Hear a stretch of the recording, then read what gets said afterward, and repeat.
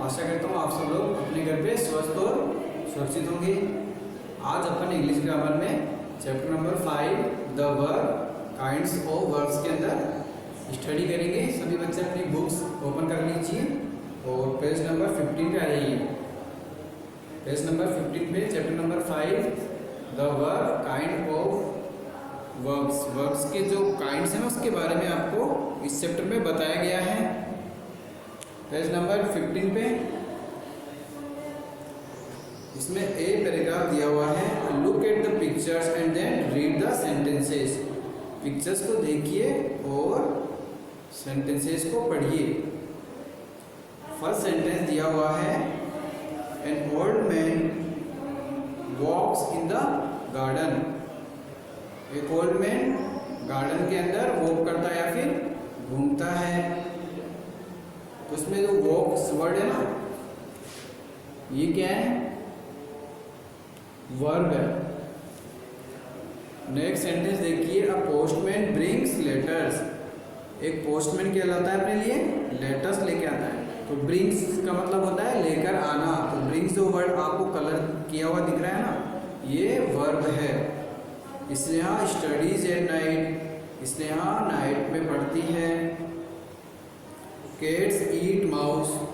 Cat mouse को खाती है। तो in sentence first the word walk says something about an old man. First sentence में आप देखोगे वॉक जो वर्ड है वो ओल्ड मैन के बारे में हमें बता रहा है। और in sentence second the word bring says something about the postman. Sentence second में ब्रिंग्स वर्ड हमें द पोस्टमैन के बारे में बता रहा है। In sentence third the word study says something about Sneha. Sentence 3 में अपन को स्नेहा के बारे में बताया जा रहा है कि स्नेहा स्टडी करती है। In sentence 4 the word eat says something about cat. Sentence 4 में आपको जो वर्ड ईट दिया हुआ है ये हमें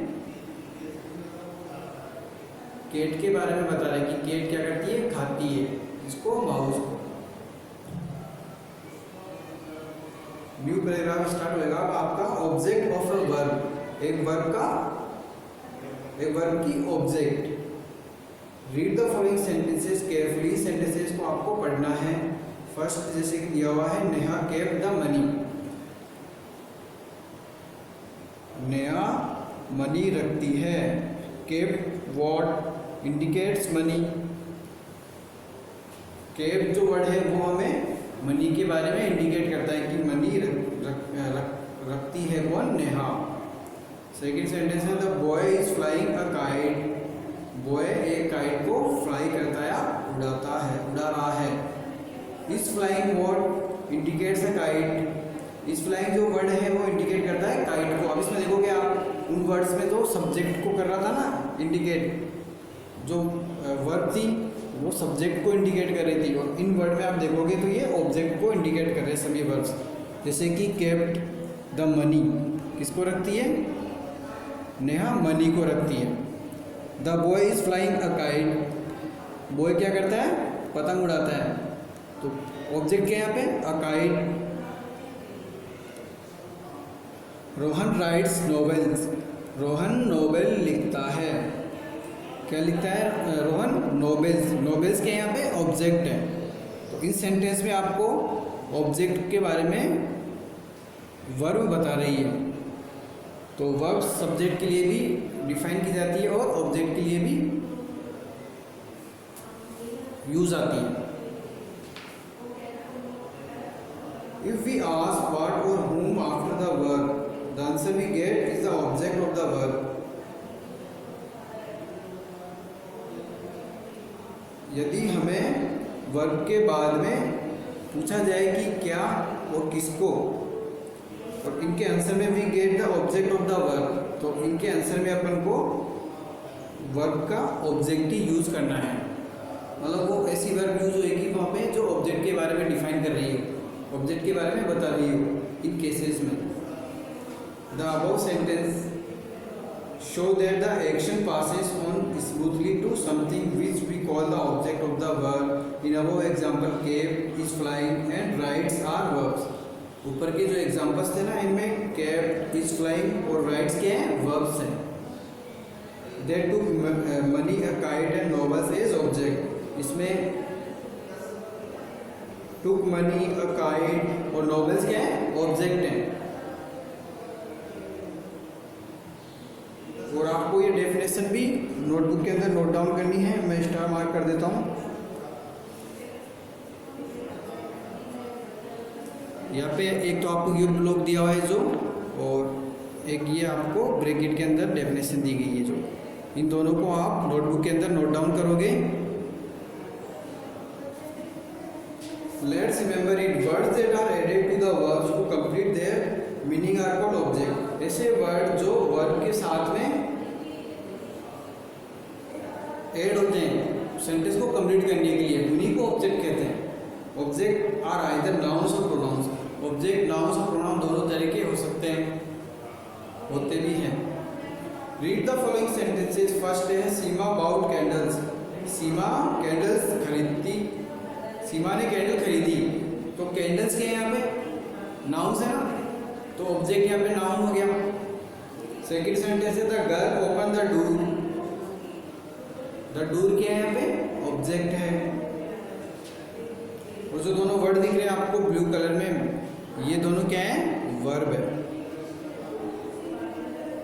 तो ये वर्ब इन ऑब्जेक्ट के बारे में डिस्क्राइब कर रही है, इन के लिए ही ये यूज हो रही है। In the above sentences the verb about open do not make complete sense. जो ऊपर के सेंटेंस है ना, इन वर्ब्स बाउट ओपन, इन्हीं से ही सेंटेंस कंप्लीट नहीं होता। Something must be added to is the complete the sense. इसमें कुछ और भी ऐड किया जाता है सेंटेंस को कंप्लीट करने के लिए। Is require an object. तो प्रत्येक सेंटेंस में आपको ऑब्जेक्ट की आवश्यकता होती है। The words candles and the door are objects. जो वर्ड है डोर और कैंडल्स, ये दोनों क्या है, ऑब्जेक्ट है। इन्हीं के कारण सेंटेंस कंप्लीट हो पाता है।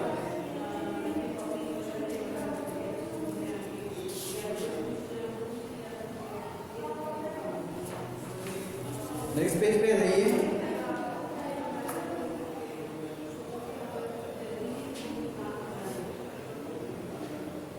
Let's remember it, a verb which require an object to complete its meaning is called a transitive verb। एक ऐसी वर्ब जो ऑब्जेक्ट की रिक्वायरमेंट पड़ती है उसको सेंटेंस को कंप्लीट करने के लिए, सेंटेंस का मीनिंग निकालने के लिए, तो ऐसी वर्ब को क्या बोलते हैं, ट्रांजिटिव वर्ब भी कहते हैं। Read the following sentences. Page number 16 पे है अपन। डी पैराग्राफ है, इसमें फर्स्ट सेंटेंस दिया हुआ है बर्ड्स फ्लाई। बर्ड्स क्या करते हैं, उड़ते हैं। मेरी पेट, मेरी रो रही है या मेरी रोती है। Third the sun shines, sun shine करता है। In this sentences the verb do not require an object to complete the sense. इन सेंटेंस में आप देखोगे कि वर्ब को ऑब्जेक्ट की आवश्यकता नहीं पड़ती सेंटेंस को कंप्लीट करने के लिए। They make complete sense by themselves. ये अपने आप ही सेंटेंस को कंप्लीट कर रहे हैं। Such verbs are called intransitive verb. ऐसे वर्ब्स को इंट्रांजिटिव वर्ब कहते हैं जिन वर्ब में सेंटेंस को कंप्लीट करने के लिए ऑब्जेक्ट की आवश्यकता नहीं होती, वो इंट्रांजिटिव वर्ब होती है। जिनमें ऑब्जेक्ट की आवश्यकता पड़ती है वो ट्रांजिटिव वर्ब होती है। तो आपको ये डेफिनेशन दी गई है ना, डेफिनेशन दी गई है इस ब्लॉग में इंट्रांजिटिव वर्ब की, ये भी नोटबुक में नोट डाउन करनी है। A verb that does not require an object. एक ऐसी वर्ब जिसको ऑब्जेक्ट की आवश्यकता नहीं पड़ती but makes good sense by itself, और ये अपने आप ही सेंटेंस की सेंस निकल जाती है इससे, इस कॉल्ड है इंट्रांजिटिव वर्ब। वह इंट्रांजिटिव वर्ब कहलाती है। नोट दिया हुआ है but verbs also tell what they are. लेकिन वर्ब्स भी बताती है कि वे क्या कर रही है। ये पैराग्राफ देखिए, look at the pictures. Pictures में देखिए, इसमें फर्स्ट सेंटेंस दिया हुआ है आई एम ए टीचर। तो एम क्या है यहाँ पे, वर्ब। एम के यहाँ पे वर्ब, तो इसमें ये एम जो वर्ब है ये किसके बारे में बता रही है आपको? टीचर के लिए बता रही है। और सेकंड में देखोगे आप, वी आर फार्मर्स, हम किसान हैं। ये जो वर्ब दिख रही है ना आपको, एम आर इज, ये सभी हेल्पिंग वर्ब है, इनको सहायक क्रिया भी कहते हैं। तो ये वर्ब भी सेंटेंस के मीनिंग के लिए यूजफुल होती है, सेंटेंस का मीन निकले, सेंस निकलने के लिए ये यूज की जाती है। इट इज़ अ रोज, वह गुलाब है। The underlined words am are and is tell us what something और someone is, they are called being verbs.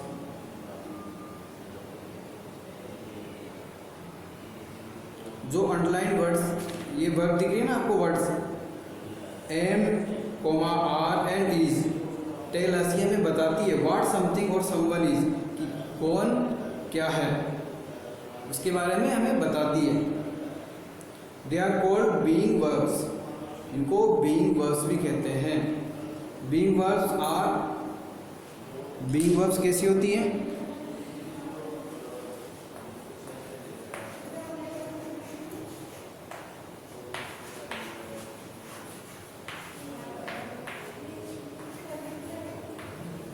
Is, am, are,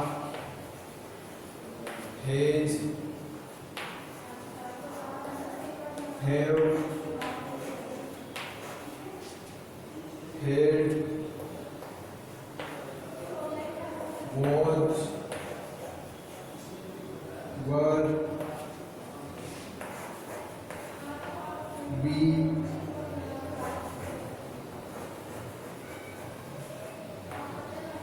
being,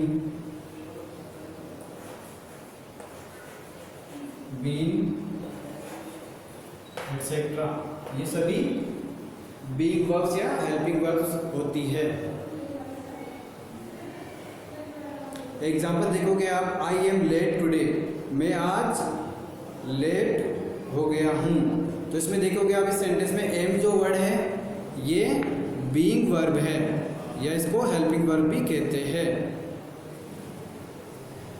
she is 8 years old, वह 8 साल की है।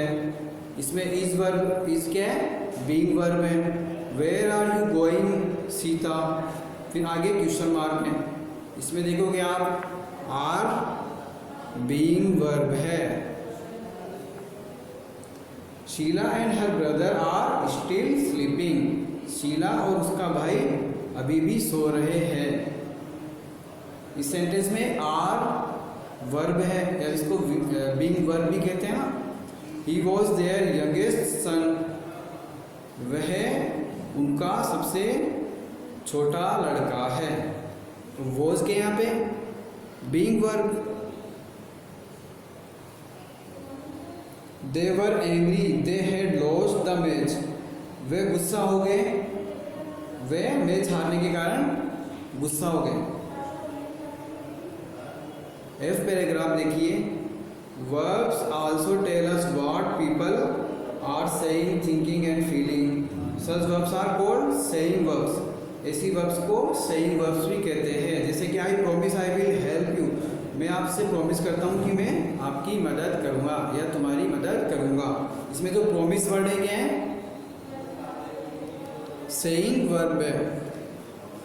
I think this is a good idea, मैं सोचता हूँ कि ये एक अच्छा आइडिया है या अच्छा विचार है। तो इसमें थिंक जो वर्ड है ये क्या है? सेइंग वर्ड, सेइंग वर्ड या फिर सेइंग वर्ब है। मतलब इस वर्ब से कुछ कहा जा रहा है। आई लव स्ट्रॉबेरी आइसक्रीम, मुझे स्ट्रॉबेरी आइसक्रीम से प्यार है या अच्छी लगती है। तो इसमें प्रॉमिस, थिंक और लव, ये तीनों वर्ड क्या है? सेइंग वर्ब है। और ऊपर जैसे कि सेंटेंस में am are was is are were, ये सभी क्या थी? बीइंग वर्ब थी।